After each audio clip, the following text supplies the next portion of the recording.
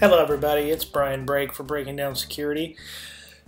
This week, we did something a little different. We found out that information security's rock star was going to be speaking at the Austin area Hackformers, and we wanted to get an interview with him. So I had my trusty co-host, Mr. Boettcher, go down to the Hackformers meeting and get a one-on-one with Ed Skoudis.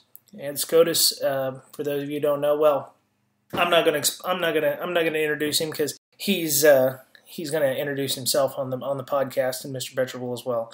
So I just wanted to say, hey, I'm not gonna be on the podcast except for this short little intro, which you're hearing here. Mr. Boettcher did all this himself. I think he did a fantastic job, and you're going to learn a lot hearing Mr. Skoudis. He will be doing one of the keynote speakers at DerbyCon in a couple of weeks, so if you're at DerbyCon, make sure you listen to him and his talk on whatever it is he plans on talking about. I think he mentions that in the interview as well. So I'm going to bow out here and let Mr. Boettcher have Breaking Down Security this week. So here's the interview he had with Ed Skoudis.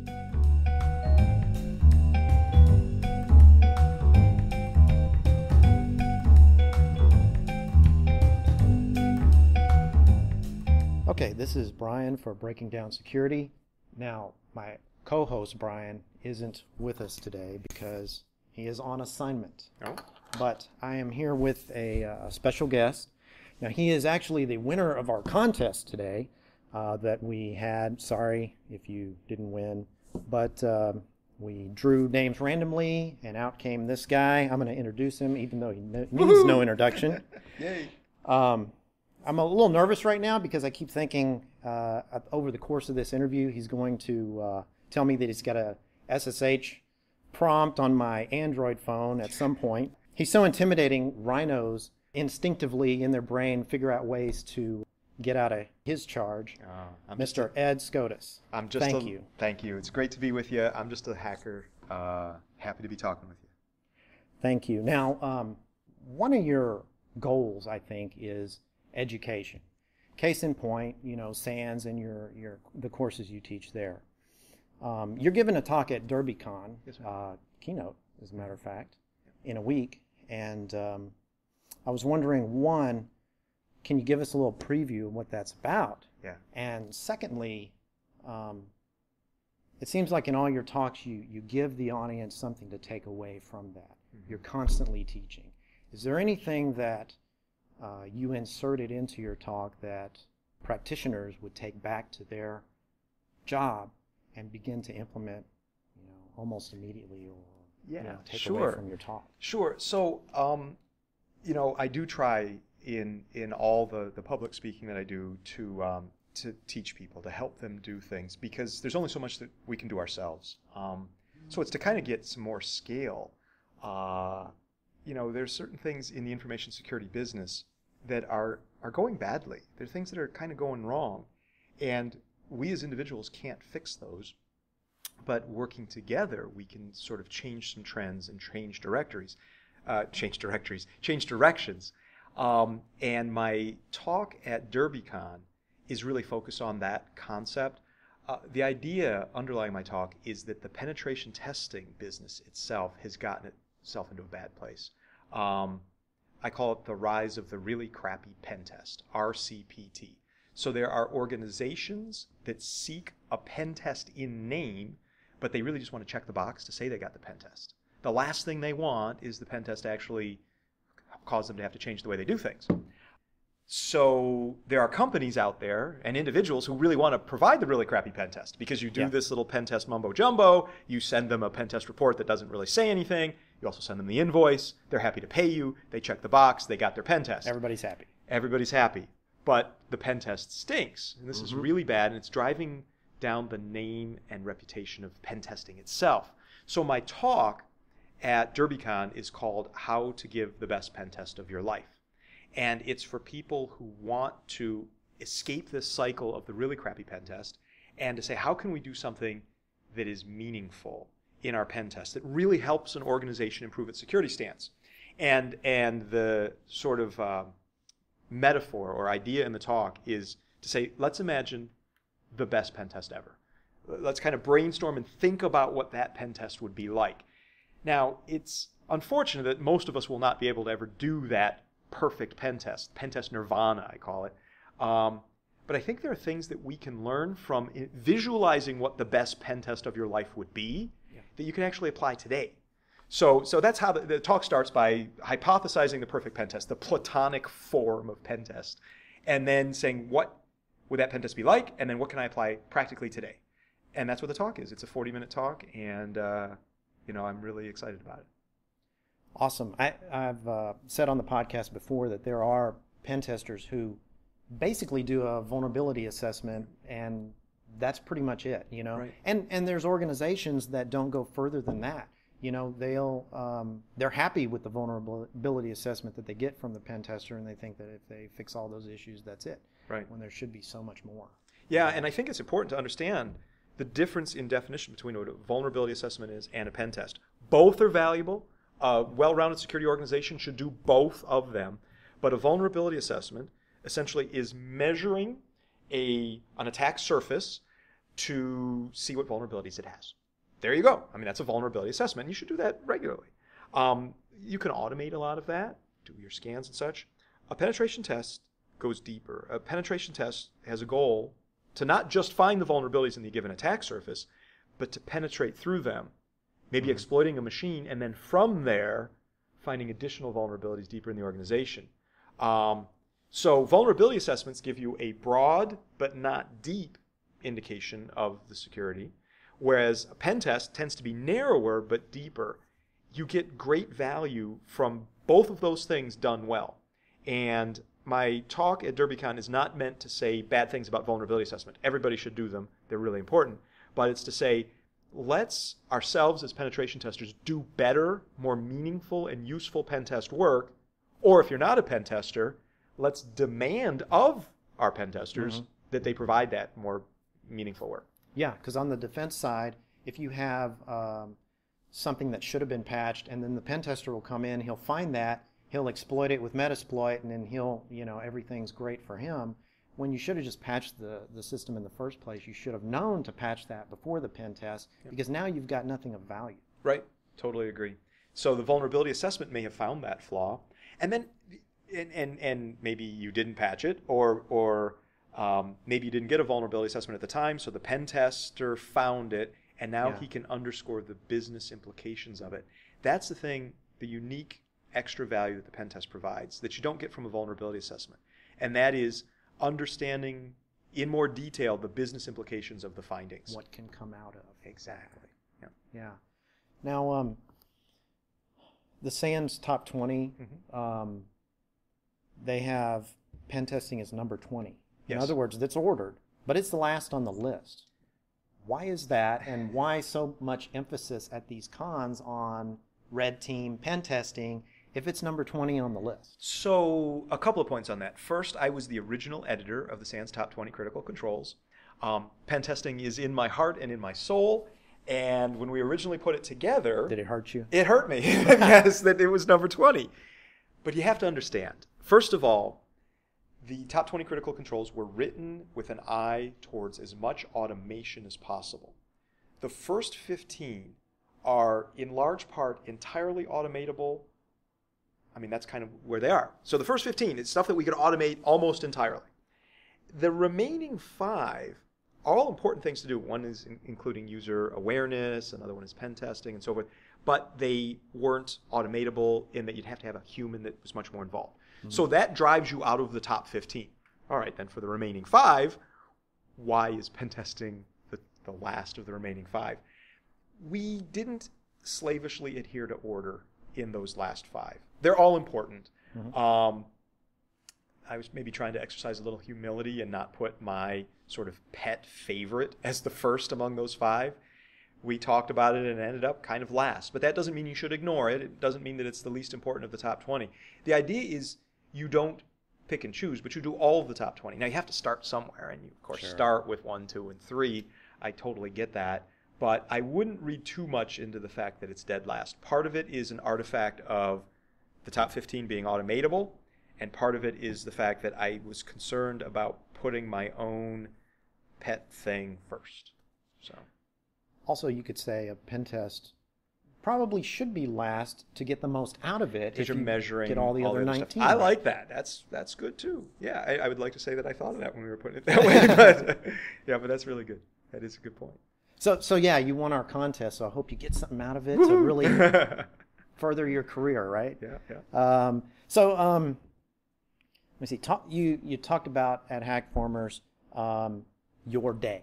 Mm-hmm. You know, the way of life. Can you expand upon that or review it? I wake up early. I don't know. It's a genetic thing or maybe a mental thing, but I get up at 4:30 a.m. If I really sleep in, sometimes I can sleep until 5. And this is independent of when I go to bed. If I go to bed at midnight, I still get up at 4:30 a.m. So I usually go to bed rather early. 9 o'clock or 10 o'clock is usually the latest I'll stay up. If I can get to bed by 8 p.m., I'm styling. I love that. Yeah. It has implications on my family. So I go to bed early and I get up early. Usually get up before the sun rises. I sync up with email. I look at if there were any new hacks or new announcements overnight. I get into Twitter and look at that stuff. It takes about an hour. And then I go for my morning walk.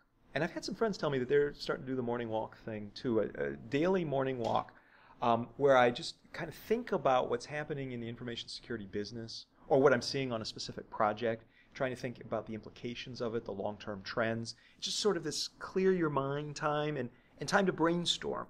It takes about an hour. I come back to my office, and at this point, now it's maybe 6:30, 7:30 a.m., my coworkers and such start to come online, and then I have to interact with them. Mm-hmm. Then by the time we get to 9 or 10 a.m., the day is conference calls and meetings. So if I'm going to do some thinking, some investigation, some research, I have to kind of bundle that into the top of my day. I recommend, though, that everybody set aside some time to think about the major trends in the industry, about their own individual projects. Maybe it's only 15 minutes a day, but you should do it every day. I originally got this idea, borrowing it from Bill Gates of all places. Bill Gates famously used to do his Think Weeks. And what Gates would do is he would just go off into the mountains for 1 week and no contact, nobody could reach him, and he would think for a week about the trends and then establish where Microsoft should go from that point. I thought to myself, that's a very cool thing. I'm no Bill Gates. Please, like a strategy meeting, but only to himself. In your head. And it's like, I can't do that for a week. I don't have that luxury to go away for a week. I can't. Yeah. But I could do an hour every day while I'm walking. I eat a lot, and I need some way to burn off a few calories, or else I would be enormous. So I started doing these daily morning walks about 17 years ago, and it's every day. I don't take a day off unless I'm teaching. If I'm teaching, I can't do my morning walk. But if I'm not teaching, I walk for about an hour, sometimes a little less, sometimes a little more, and just think these things. It keeps me sane. It keeps me from putting on too much weight, and I really enjoy it. And I've had some friends like Atlas, one of the best hackers in the world, who told me he's done his daily morning walk stuff. Mm-hmm. James Line, a guy from the UK, is absolutely brilliant. He's done some morning walks. So it's a cool thing to do. I would not be able to do the job that I do without that. But in addition to the sort of time to think, it's useful to have time at the keyboard. Every day, if you can't do every day, maybe 3 times a week or something like that. I mentioned this in the Hackformers talk just a little bit ago. You got to put your fingers in that keyboard and try to make things happen. Even if you're not a technical person, you will be a better non-technical person for understanding some of that keyboard stuff. I think every InfoSec pro should do it, even a CISO. Spend a little time at the keyboard, 2 or 3 times a week, maybe just 15 minutes. Do you mean like your, what was it called? Your keyboard dojo or the command line kung fu command stuff? line kung fu. Yeah, yep, we have a blog. Do you mean that, or do you mean like reading, doing research, or? Ideally, I mean either both. One of those. I do mean both, reading and research. But if I'm afraid that somebody would do that and become only sort of book smart, you got to translate that into typing some keys in there, seeing what happens. It might be in, say, a Kali Linux machine, so you can kind of get an idea of what's going on there with some of the tools. It could even be in a Windows command prompt. That's what Command Line Kung Fu is all about, is to compare the capabilities of Bash, PowerShell, and even old-fashioned cmd.exe to kind of get an idea of how you can use it to accomplish great things. And the Command Line Kung Fu is a blog that I started years ago with Tim Medine and Hal Pomerantz. And people can read that for ideas of stuff to do, but there's so many other resources too. Yeah, yours is a great resource. Thank you, sir. Now, a few years ago, you said that a sufficiently determined but not necessarily well-funded attacker can break into almost any organization. You think that's still true? I do.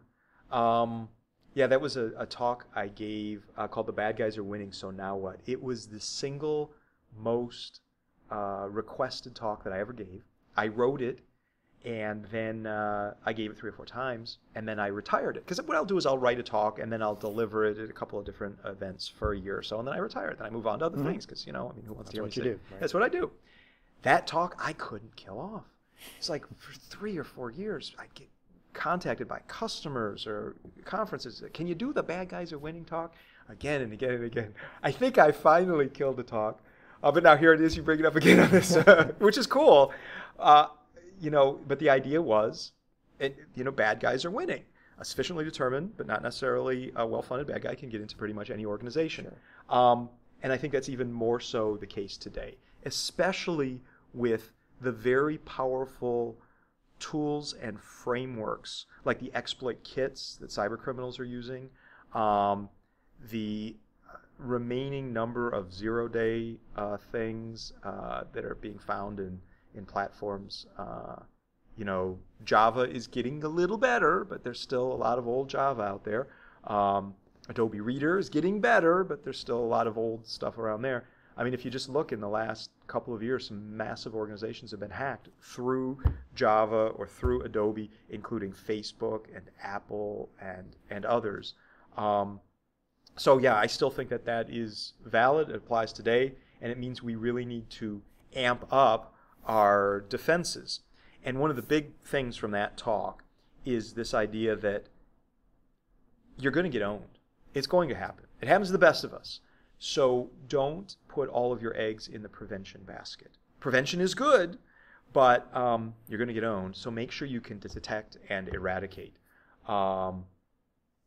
So yeah, one of the takeaways from that was, you probably spend 95% on prevention. Mm-hmm. Shift some of that over to detection. Now, you said the delta is getting larger between the hackers and the defenders. Right. Relatively speaking, we're falling behind. Why do we suck? Yeah, because it's hard. In fact, sometimes I know this is probably not where you want to go with this podcast, but sometimes I almost get pessimistic and into despair. Is it possible that we as a species have built something called cyberspace that we as a species are incapable of securing? And even if we could secure this thing we call cyberspace today, it changes so fast that it still wouldn't be secure tomorrow. I think there's a lot of truth in that. I don't want to be too pessimistic, but the fact is it's changing so fast, it is so big, it is so complex, that just cognitively making it secure might be impossible. That said, I think we can do better than we have done. I don't think we need it or want it to be 100% secure. I mean, you could say cars, automobiles, they're not 100% safe. And if you look at it from like law enforcement can't stop crime, but it can manage it, it can lower it, it can make for livable cities and environments. I think that's where we need to be. We need to have livable networks. Knowing that hacks will happen, we can't have perfect security. We don't want perfect security because it's just too darn expensive and hard. But we can certainly do a lot better. There's a wonderful phrase that was coined by Josh Corman. He's a brilliant guy, and he calls it H.D. Moore's Law. H.D. Moore's Law is not Moore's Law. They're different things. Sure. Moore's Law says that the power of computing doubles. Actually, it says the density of chips doubles every 18 months, but because of the density of chips that we can etch doubles, the power of the chips doubles. As a consequence. Yeah. H.D. Moore's law, according to Josh Corman, is this. The power of Metasploit is increasing all the time. New features, new capabilities are being built in there, and H.D. Moore is being, one of the original creators of Metasploit and the leader of the project. So H.D. Moore's law states this. If your security capabilities are not increasing at least the rate of Metasploit's attack capabilities, you are falling behind and you will get owned. So the bad guys are getting better, and we, the good guys, have to get that much better as well. It's the way it is. Now, you could be a little pessimistic about this or frustrated by it, or, if you want to put on a, purely profit-driven hat, you could say, look, there's going to be security work for the foreseeable future. I mean, the information security business is getting bigger and bigger and bigger. When I first started in Infosec, it was 18 years ago now. I was thinking the other day, when I started in the Infosec business, there weren't that many different Infosec products and services. You could go out and you could buy a firewall.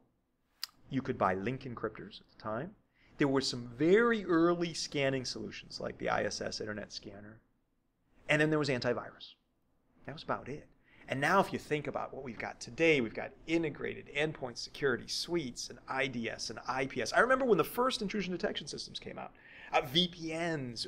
There's so many products. And then services. We've got intelligence services so that we can share information about attacks. We've got managed security services, so they'll manage your firewalls, IDSs. The industry has exploded. So you could say there's a lot of money in that. I suppose that's good. There's a lot of opportunity, and there's a lot of good work that you can do, including pen testing, vulnerability assessment, and more. But again, putting on my pessimist hat, I sometimes get a little sad thinking that Infosec is sapping so much money and resources. These conferences are getting so big that that's almost a tax on innovation. TAX, not ATTACKS. Okay. It's a tax, TAX, on innovation, because the money we have to spend in Infosec, which we do have to spend or the whole thing would fall over like a house of cards, might better be spent on innovation and serving people. These are just some musings that I have during my daily morning walks. Sure. You could kind of throw up your hands and say it is what it is. Infosec's getting bigger. That's good. It'll never go away. I mean, just like we can't unilaterally give up our military. We can't get rid of law enforcement because mayhem would ensue. These are necessary expenditures of a civilized society. I think Infosec in IT is a necessary expenditure for livable networks. Do you think there's a red team bubble right now? Because you go to these conferences and everything's about red team. It's 90% red team, even the classes that they offer. Yeah. DerbyCon, for example, I think there's one blue team course offered. That's an interesting thing that I ponder and think about sometimes. There's a lot of focus on red teaming, a lot of focus on pen testing, a lot of focus on the offense. And, on the surface, you could say, well, the reason for that is it's sexy, so it sells. Okay, I get that. Mm-hmm. You could even go a little further and to say that those skills are important because we need to find our vulnerabilities now so we can fix it. But sometimes I wonder, especially if you look at the .mil and .gov spending on red teaming, maybe it's 1914 Europe and we're all arming ourselves to the teeth for what may come in the future. Sometimes I think that. So there should be more blue team stuff. The reason there's a lot of red team stuff is it's sexy, it's fun, it sells, it's exciting, and it's easy. Relatively speaking, it's easier to attack than it is to defend. But maybe there is sort of this, everybody's arming to the teeth now because they want to make sure they got their defensive capabilities when they really need it 2 or 3 or 5 years from now. Or the best defense is a good offense. The best defense is a good offense. Yeah, I think about that stuff a lot. But it does seem that everybody's arming up offensively. That means, it's good times for the offense. Mm-hmm. It also means that there's a huge need for the defense because it's not just the U.S. that is arming itself offensively. Various other countries of the world are, and they're reaching out. So we need better defenses now than ever. So how do we make blue team sexy? You got any ideas? Well, one way to make blue team sexy is to instill a mindset and maybe even call it the hunters. They're hunting for the bad guy in their midst. Defend. You could say, oh, they're defenders and they're trying to stop the bad guys and this and that. But if you could call them the hunters, or maybe we can come up with another nifty, exciting sounding term. Did you come up with that, or did no, you I hear didn't. it from? Okay. I heard it from Alan Paller from SANS, actually. But to call them the hunters, they're hunting for the bad guys in their environment. The thing that's needed, though, is there's that part of Blue, where you're the hunters, you're trying to find the bad guy in your presence. But there's also sort of the people who aren't just looking for the bad guy, but they're trying to build the walls. They're building the defenses themselves. We need a term that makes that just as sexy as offense, as red team, as Attacker, hunter. yeah. We need an analogous thing for the defenders. I don't know what that term is. I like hunter, but that's only part of the cyber defense sexification, right? Making it sexy project. There needs to be another one there too. Do you have any advice for defenders? I know you had a lot of advice, you will, in your talk and at Hackformers for attackers. Yep. What about defenders? What's your advice to them? I mean, we have a lot of CISOs listening to our podcast. Oh, that's great. And, well, aspiring CISOs, future CISOs. Now, let's throw the gambit out there. We've got wannabe CISOs and pretend CISOs out there. So advice for them? For defenders, my advice is really know what your systems normally do so that you can look for deviations from the norm. When I first started in a professional job, I was fresh out of college and I was working at Bell Communications Research. Its job was to help with some of the technical interactions of the baby bells. And I got to go to a switching station, a telephone switching station, and it was one of the last of the electromechanical switches was in there. Wow. And it was clicking, as it was switching actual phone calls, physically switching them. And I was talking to the person who managed that switch, and he said, "Oh, she's angry today." Well, what do you mean? "Oh, you can just tell in the sound. It doesn't sound right. When she's humming, it's good. Something's wrong in her today." We need to have that sense of our networks, our environments, operating systems, routing infrastructure, switching infrastructure, and that is built by knowing what normal is and looking for things outside of that norm. Mike Poore has done some great presentations. He's a dear friend of mine and a SANS instructor, and he's got a presentation that he's done several times, and it's evolved over time, called NEWS, Network Early Warning Systems, News. And in that, he talks about going through the haystack of information that you've got and intelligently looking for the needles of stuff that has gone awry and doing things like log analysis and packet analysis. Also, DNS. DNS is a treasure trove of information. The DNS queries that your systems are sending out, 98% of them are the same thing all the time and are not really telling you anything particularly interesting. Get rid of that. Find the 2%. Right. And you're going to find all kinds of crazy stuff in that 2%. So, and Mike Poore has a bunch of tips and tricks for that. So my recommendation for the defenders is to come up with ways to measure your environment so that you can throw 98% of your measurement away, because it's the same thing. Look at that 2%. And it's almost like you're superhuman there, right? And there's stuff that you can do. One of the things I talk about in log analysis. People say, "Oh, it's hard, and we don't have the really big and expensive SIM or SEM solution." I know where this is going. Yeah, exactly. My boss didn't spend $100,000 on this or that, so I can't do log analysis. No, you can. In fact, grep-v. Grep-v is your best friend. Grep, of course, looks for patterns like strings. -v means find stuff that doesn't have. And start looking at your logs, and you'll find that a lot of the logs are the same thing again and again and again. So grep-v that stuff, throw it away. Yep. And look for the outliers. Look for the very different things in there. You can also do this a lot with traffic flows to say normally these machines communicate with those machines and they're not, or it's changed from its norm. So DNS is helpful. Traffic flows are helpful. Grep-v in your logs.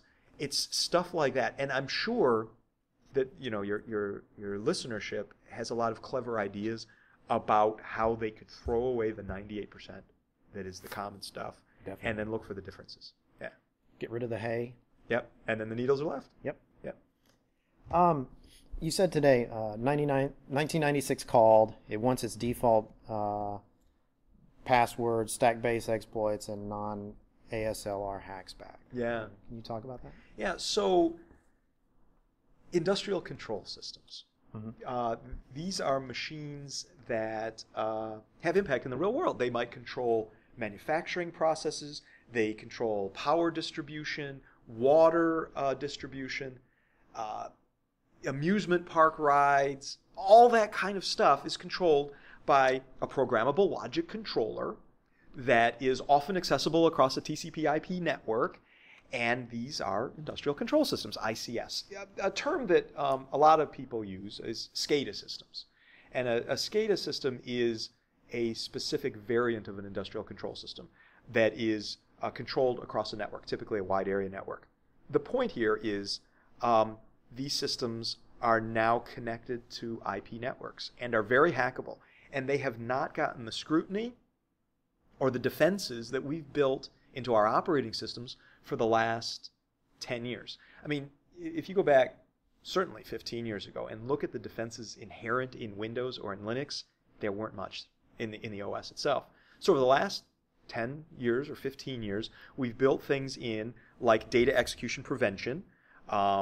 We've built in things like address space layout randomization.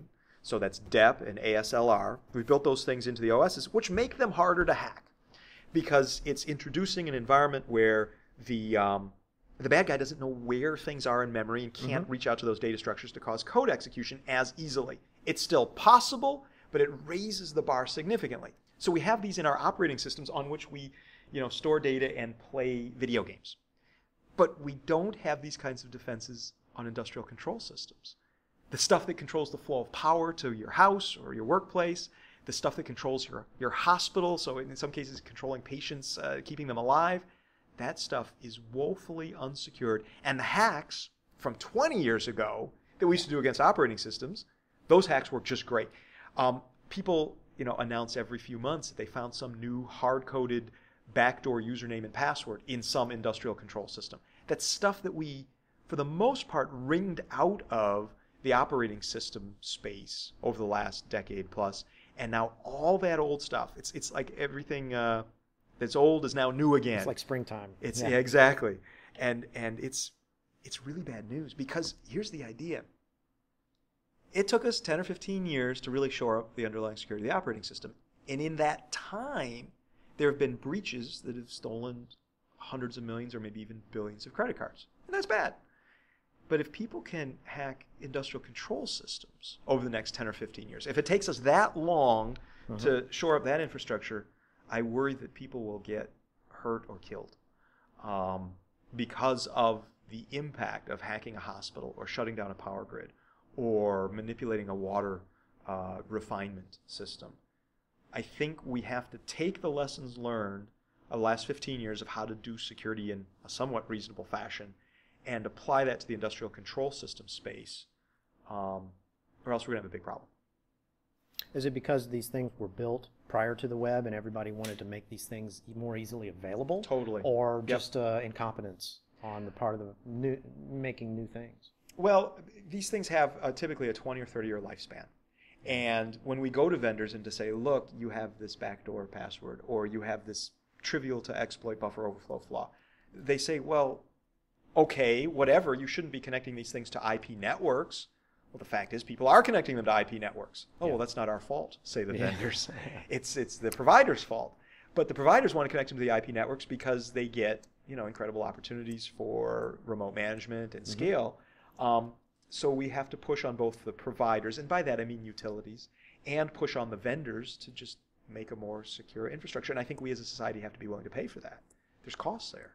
So I wouldn't say it's incompetence. It's just the use case has shifted in a product, SCADA systems, whose lifespan is supposed to be 20 or 30 years. Yeah. So we got to clean it fast. So the user's trying to save money. Speaking of costs, what's the price of a 10,000 node botnet nowadays? Cost of a 10,000, well, no, because of supply and demand. So 10,000 node, I don't know the individual price, but there are so many botnets available, it has likely gone down, but I haven't been in the bidding space for that kind of stuff. I'll tell you, from a credit card perspective, that's come down. Back in the day, you could get $5 or $10 for a good choice credit card. But because the market is so flooded with stolen credit cards, it's often $1 or less now. Can't imagine why. Yeah, exactly. But the botnet one I haven't priced out recently. Sorry. Okay. Yeah. So $1 a card. What about for medical records? Medical records, unfortunately, the bad guys haven't figured out a good way to monetize them. So while there's exploits and theft happening, it's hard for them to, I mean, credit cards, there's a whole variety of ways they can monetize that. So medical records I haven't seen sold for big money. Tell me about Cyber City and give me an example of a mission. Okay, so Cyber City is a project that we created to help train cyber warriors about the impacts of hacks and their kinetic possibility. So Cyber City is an actual physical city. It's 6 feet by 8 feet. So it's a miniature city. Okay. It's got a real power grid, though, with real PLCs implementing SCADA control. It's got human-machine interfaces. That's the HMIs that control the SCADA systems. So we've got power. We've got a water reservoir with water. Now, it's not actual physical water in the city because water and electronics don't get along. The city itself is physical. The city is physical, okay. But it's got all of these industrial control systems that control things in the city, just like a real city would. It's also got streaming video cameras. There's 5 cameras, 1 for each quadrant, and then 1 on the ceiling, which is like a satellite view. There's an industrial quadrant that has a power company. It's got a chemical factory. There's a commercial quadrant with a bank and a hospital, coffee shop. Coffee shop has free Wi-Fi, and terrorists will go into the coffee shop and start hacking into things across the rest of the city. It's got a residential quadrant with a school and a firehouse, and it's got a military quadrant, which has a military landing strip. It's got rocket launcher and so forth. So the idea is cyber warriors, typically military and government personnel, although we are getting a lot of interest in some of the utility companies. They remotely access Cyber City, and terrorists are in the midst of Cyber City. And their job is to prevent the terrorists from causing mayhem. They have to take control of the industrial control systems to stop terrorist plots to do bad things. And then there's streaming video so that they can see. You see, people don't come to Cyber City. They remotely access it across the internet. It's been a project we've been working on for 3 years now. We're very excited at the use that we've seen of it by the U.S. Air Force, U.S. Army. National Guard has expressed a lot of interest in it.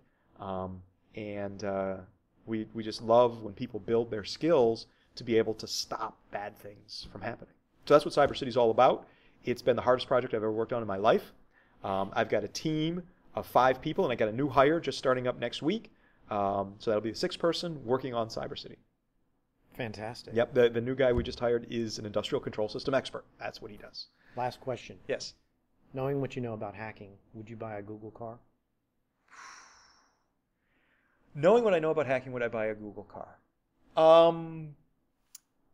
I might. Because I do just for believe, convenience. You know it could happen. Yeah. You think you're going to you think you're going to your favorite restaurant today. Well, we'll see. So my dad said something to me when I was a young man. I was scheduled to go on a trip. I was going to be an exchange student going to Belgium, and this was in 11th grade. And maybe I'll date myself a little bit here, but my flight was to leave like 2 days after the United States bombed Libya. Remember President Reagan ordered that. And I was a little nervous, because there was discussions of whether the Libyan government might react, and Muammar Gaddafi, and would they try to take down commercial jetliners and this kind of stuff. And I was freaked out. I was in 11th grade thinking, do I really want to go to Belgium that badly? And my dad sat me down. He says, it's totally your choice, Ed. Up to you. But I'll tell you this. I'm going to paraphrase what my dad said because my dad had he still does. Way with words. Yeah, way with words, a little bit salty here. But he said, you can't let jerks determine how you're going to live your life. You got to live your life. And living life involves risks. And if you make your risk decisions based entirely on what a jerk could do to hurt you, you will not live life to its fullest. He didn't use the word jerk, but you can imagine what he did use.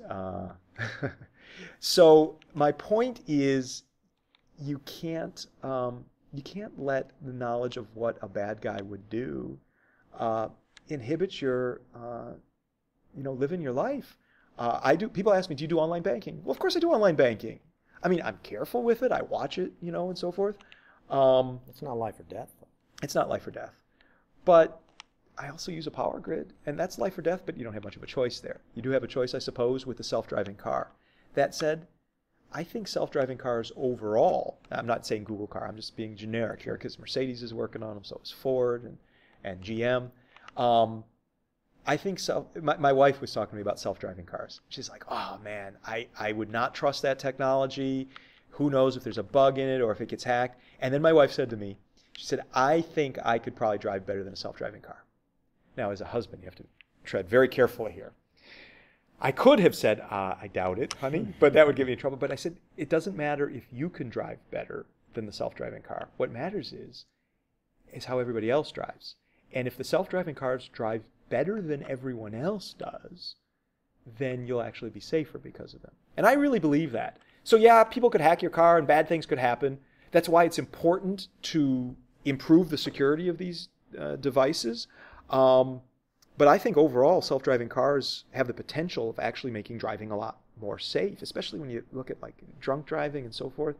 I think if you could hand the keys to your car to your car, that will actually make for a safer place. But it also underscores the importance of the work being done by folks like Josh Corman from the I Am the Cavalry project, that one of the things that they have now is a big automotive initiative where they have 5 essentially design principles from a security perspective to improve self-driving car security. And they're not just focused on that. That's one of their initiatives. But the I Am the Cavalry project is also looking at the security of medical devices, the security of household items. Josh Corman and many other people, Josh is one of the founders of the project, but there's several others that are working on it, are trying to instill good security design, planning, and logging in all of these devices that will permeate our lives. And I think that's really cool. So it's a long-winded way of saying, will I get a self-driving car? Oh yeah, I think that would be awesome. All right, and with that, thank you for coming on the podcast. Really appreciate it. And that's it for Breaking Down Security. Bye-bye.